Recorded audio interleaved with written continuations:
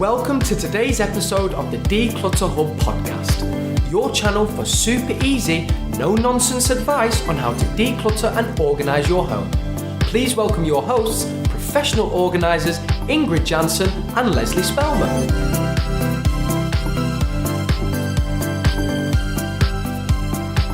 Hello and welcome, listeners, to episode 3 of the Declutter Hub podcast. I'm Ingrid. And I'm Leslie. If you have clutter and want to sort it out, this is the podcast show for you. In today's episode, we're talking all about post that comes through your door every day, and in particular on how to keep that under control. Because we know from experience that paperwork is a huge contributor to clutter problems in the home. And we really want to talk to you about how to stop this junk mail from coming in.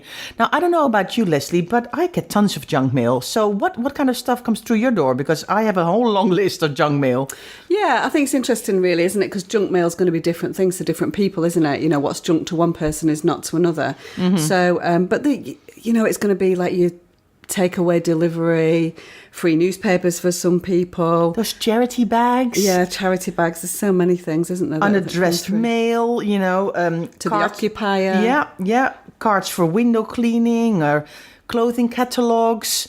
I mean, tons and tons of stuff comes through your door all the time. And I think today we are going to talk about all the different ways on what we can do to prevent all the stuff coming in, because of course if it doesn't come in, we don't have to deal with it. So we're working ahead of ourselves instead of just constantly trying to put stuff in a recycling bin. We can actually go, no, wait a minute, what can we do to prevent this clutter from coming in our homes in the first place? So when I was thinking about this podcast, the first thing that came to mind was actually to put a no junk mail sticker on my post box, and I have one. Oh, well, I don't have one. Oh. Yeah, I don't know. I've always been a bit strange about the stickers. I know a lot of people use them and have great results with them. But for me, it's not something that I'd really want to put on my front door for some reason. I don't know why. But having said that, I did research it. And actually, there is a great campaign in the UK called the Stop Junk Mail campaign. And it's actually funded. So it's kind of an initiative to control paper waste. So they realise that all this junk mail's coming into all of our homes. And for the most part, we don't really want it. Mm-hmm. So it's all about controlling paper waste. And that initiative is funded by the purchase of stickers. So they charge about 85 pence a sticker, which is very inexpensive, I guess. But there's loads and loads of different styles of stickers. So you can get no junk mail, no free newspapers, no leaflets, addressed mail only, no circulars, no charity bags, even no cold callers. But obviously we're not trying to declutter people off our doorsteps, only post at the moment. Or you can also shake things up a little bit, and you can decide to say that you do want free newspapers, but you don't want any other junk mail. Because I don't know about you, but I quite like my free newspapers coming through, because that's where I get my local gossip and see pictures of people doing nice things in my area. Well, I used to get a local newspaper, but for some reason I think we're off the route because we don't get them anymore. But really?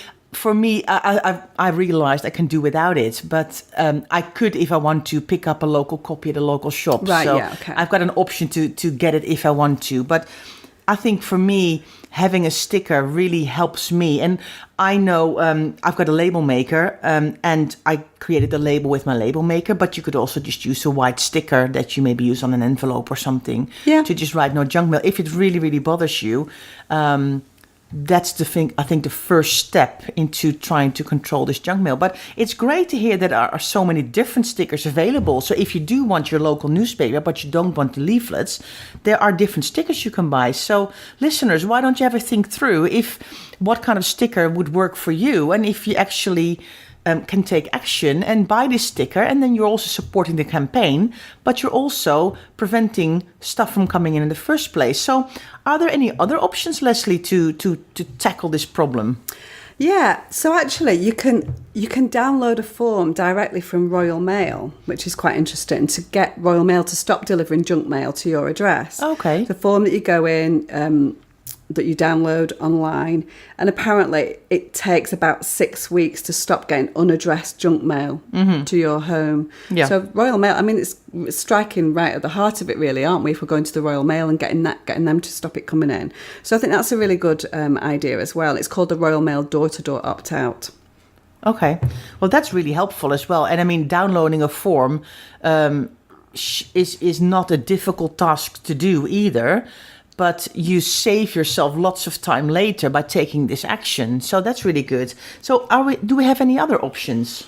Yeah, there's something called the Mailing Preference Service. So basically, lots of people, I mean, we've kind of learned a little bit about this over the last few months with GDPR in the EU, when we've opted out of a lot of electronic communication and things like that.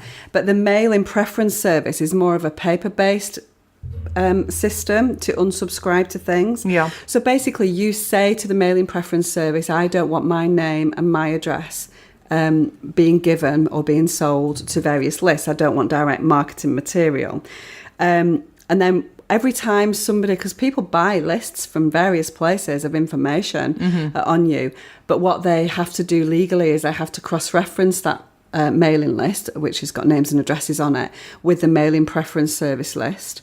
And if your name and address appears on the Mailing Preference Service, in principle, it can't be used. And so that's going to take a little bit of time, because as you can imagine, it'll take a while for these lists to get created, if they start sending material out. So they're saying it might take 4 to 6 months before you actually get any of that information to stop coming through. But that's the Mailing Preference Service. And what you do is you register online at the MPS website. We'll put all of this information in the show notes, I think. Yeah. So yeah, it can take, they're saying, a good 4 to 6 months before it stops coming through. And I think also you can also register previous Occupiers? That's the word I was looking for, thank you. Previous occupiers at your address can get registered, but also you have to put everybody's name who's in your family if you want the junk mail to stop going to them. Okay. So I think that Mailing Preference Service is really going to work, and that's been around for quite a few years, I think. So I think that's an important one. So I'm definitely going to do that this weekend. Okay. And also, is there anything we can do about all these charity bags? I mean, no, I've got no problems at all with bringing stuff to charity. But when I get like a charity bag and it says fill it up and put it outside on a certain date, I don't feel comfortable doing it for some other reason.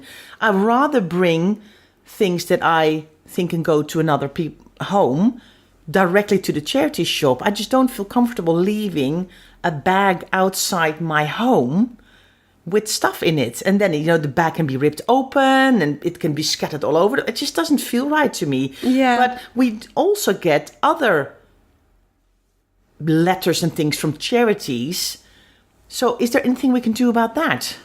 Yeah, I agree with you with the charity bags. It's something about taking the choice away, isn't it? And wanting to donate directly to the charity of your choice. And I would rather take it to a shop. I mean, often, hopefully, we have more than one bag of charity stuff to send anyway at a time, which would be helpful in our decluttering journeys. But I think it's really important for us to stop getting those charity bags through the door if we don't want them, because, that's a single-use plastic. We're all looking at that at the moment, and that needs to go. Yeah. So there is something to stop charity marketing mail coming through your door, which is called the Fundraising Preference Service. A little bit more complicated and long-winded, I think, than the Mail Preference Service. But if you want to stop getting marketing mail from a charity registered in England, Wales or Northern Ireland, you can say, this is the charity registration number. I don't want any more mail from this charity. And that'll stop the fundraising letters that we've talked about, and potentially then the charity bags as well from being put through your door. Yeah. And apparently they're going to then remove your contact details within 28 days. There's also a separate one that you go to for Scotland. The Scottish Fundraising Standards I think, Panel. for me, I love donating time and money to charity. But I think when suddenly a charity that I might not even have heard of sends me a letter and says, I would like just you to support us, I'm a bit like, but where does that come from? So I think that's it might take a bit more effort, listeners. But if you feel that you rather want to focus your time or your money on one or two certain charities, maybe this is one way of also making sure that kind of junk mail doesn't come through your door. Now, there's also something about the open register and the electoral roll. Have you got any more information about that, Leslie? Yeah, when you you know, the thing that comes through every year where it says who lives at your address and who's over 16 and are your details still correct? And normally you can I think it's either a phone number that you call or you can do it online to confirm the details. On there's an option for open and closed register. Mm-hmm. Now, the open register means that as it might suggest, your details are open to, I don't know, marketeers, I guess, and that they can then buy and use your information on there. So what you can do is you just need to make sure, if you don't want that junk mail coming through via the electoral roll listings, that you need to put yourself on the closed register and not on the open register. Okay. So that's something, you know, that I guess you need to wait until the next. Maybe you can do it now, I'm not sure, but you know, the electoral roll things come through quite regularly, don't they, anyway? So and I mean, the good thing is now you can do a lot of this online as well, so you don't have to then fill in forms and send it back. So you kind of make itself a lot easier for yourself as well.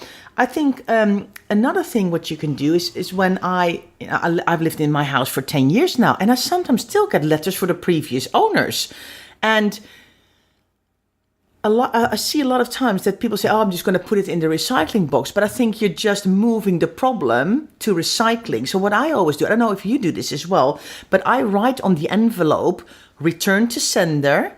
And there's almost always an address on the back where you can see that it needs to be returned to. And then also I write something like, does no longer live at this property. So they can then take them off the mailing list.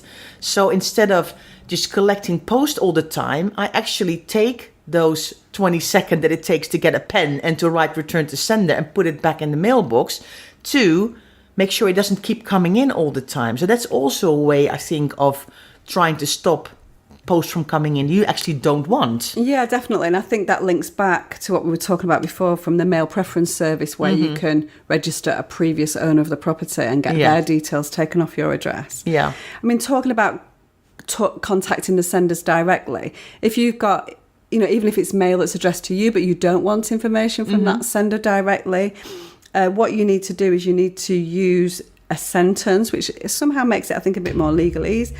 Please stop processing my personal data for direct marketing purposes in accordance with the Data Protection Act 1998. I presume that's still relevant, the 1998 Data Protection Act, but I'm not sure whether it's changed with GDPR, but I'm not sure. But somebody can double check that. Maybe we'll check that before we put it in the show notes.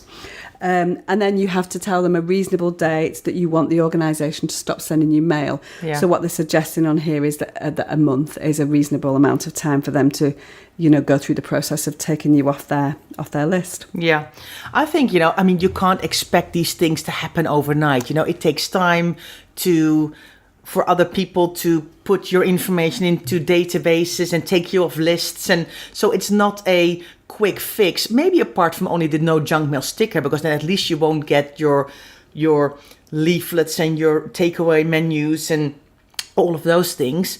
But the other things will take a bit of time. But on the longer term, it can be really beneficial in things that come through your door. And I think that's why, listeners, we really wanted to talk to you about this today, to give you some prevention techniques here as well. So instead of having to constantly deal with things, to prevent it even from coming in.